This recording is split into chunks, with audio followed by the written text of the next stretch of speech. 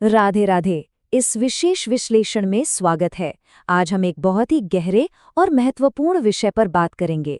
मई 2026 और मिथुन राशि के जातकों के लिए ये समय कैसा रहने वाला है। एक अनुभवी मार्गदर्शक के नज़रिए से हम उन आंतरिक तूफानों और सफलता के रास्तों को समझेंगे जो इस महीने मिथुन राशि वालों के जीवन में दस्तक देने वाले हैं। तो चलिए एक शांत मन के साथ इस ज्योतिषीय चर्चा में गहराई से उतरते हैं। अक्सर ये सवाल उठता है कि क्या एक मुस्कुराते हुए चेहरे के पीछे विचारों का कोई भयंकर तूफान उबल रहा है। दुनिया तो मिथुन राशि वालों को बहुत ही हंसमुख, बातूनी और हमेशा ऊर्जा से भरे रहने वाले इंसान के रूप में जानती है। बाहर से सब कुछ एकदम परफेक्ट और खुशनुमा लगता है ना, लेकिन उस मुस्कान के पीछे चौबीसों घंटे दिन रात ओवर थिंकिंग का एक गहरा संघर्ष चलता रहता है। एक ऐसा शोर जो सिर्फ और सिर्फ जातक के भीतर ही गूंजता है। और पता है, यही मानसिक स्थिति आंतरिक द्वंद्व यानी इनर कॉन्फ्लिक्ट को जन्म देती है। एक ही समय में दो अलग अलग दिशाओं में सोचने की आदत। यह अक्सर इस सवाल पर लाकर खड़ा कर देती है कि क्या जो रास्ता चुना गया है वो वाकई सही है। लेकिन घबराने की कोई बात नहीं है। मई के महीने में मिथुन के राशि स्वामी बुध की ग्रहों की चाल एक बहुत ही स्पष्ट, एकदम क्लियर नक्शा पेश कर रही है। ये महीना इस द्वंद्व को हमेशा के लिए शांत करने और उस उलझी हुई पहेली को सुलझाने का एक शानदार अवसर लेकर आ रहा है। तो आइए अब आगे बढ़ते हैं हमारे पहले भाग की ओर, करियर और व्यापार में नई ऊर्जा का संचार। मिथुन दरअसल एक वायु तत्व की राशि है, जिसकी सबसे बड़ी ताकत है बेहतरीन बौद्धिक क्षमता और कमाल का संचार कौशल। इस महीने यह ताकत पेशेवर जीवन में पूरी तरह से एक्टिव होने जा रही है। ऐसे में इस ऊर्जा का सही उपयोग करना बहुत जरूरी हो जाता है। अगर कार्यक्षेत्र में कोई नया प्रोजेक्ट सामने आता है तो उसकी जिम्मेदारी लेने से बिल्कुल पीछे नहीं हटना चाहिए। मध्य मई के आसपास वरिष्ठ अधिकारियों यानी सीनियर्स के साथ संबंध मजबूत करना भविष्य में प्रमोशन का सीधा रास्ता साफ करेगा। और हाँ, विशेषकर मीडिया, शिक्षा या कंसल्टेंसी से जुड़े व्यापारियों के लिए एक बहुत ही स्पष्ट सलाह है। किसी भी महत्वपूर्ण दस्तावेज पर हस्ताक्षर करने से पहले उसे कम से कम 2 बार जरूर जांच लें। जल्दबाजी बिल्कुल ना करें। अब रुख करते हैं दूसरे भाग का, आर्थिक निर्णय, धन और बुद्धिमत्ता।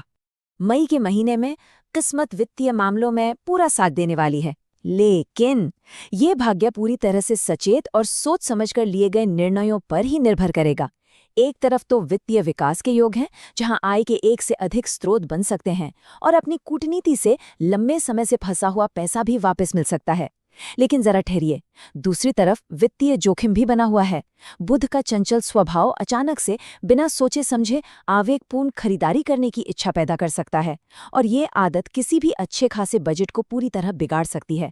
इसलिए निवेश जरूर किया जाना चाहिए, लेकिन बहुत ही सावधानी से और किसी अनुभवी के मार्गदर्शन में।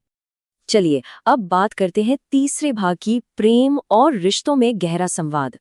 मिथुन राशि की स्वाभाविक चंचलता और लगातार कुछ नया खोजने की आदत कई बार जीवन साथी को असुरक्षित या इनसिक्योर महसूस करा सकती है। ऐसे में ये याद रखना बेहद जरूरी है कि एक अच्छी और सच्ची बातचीत बड़े से बड़े झगड़े को खत्म कर सकती है। ये सिर्फ एक कहावत नहीं है, बल्कि इस महीने के लिए सबसे बड़ा और प्रभावी टूल है। अगर रिश्तों में कोई भी गलतफहमी पनप रही है तो साथ बैठना और पार्टनर की भावनाओं को गहराई से समझना अत्यंत आवश्यक है। स्पष्ट और एकदम ईमानदार संचार ही किसी भी बढ़ती हुई दूरी को हमेशा के लिए मिटा सकता है। और जो जातक अभी सिंगल हैं, उनके लिए एक ऐसा बौद्धिक और मानसिक जुड़ाव प्रतीक्षा कर रहा है जो उनकी सोच और उनकी वाइब से पूरी तरह मेल खाएगा। वहीं अगर पारिवारिक मोर्चे पर बात करें तो विशेषकर भाई बहनों से एक बहुत ही मजबूत और अटूट समर्थन मिलने की उम्मीद है। सच कहूं तो ये पारिवारिक ढांचा ही मिथुन जातकों की एक सबसे बड़ी ताकत बनकर उभरेगा। अब आते हैं हमारे चौथे और अंतिम भाग पर, मानसिक शांति और अमोघ महा उपाय।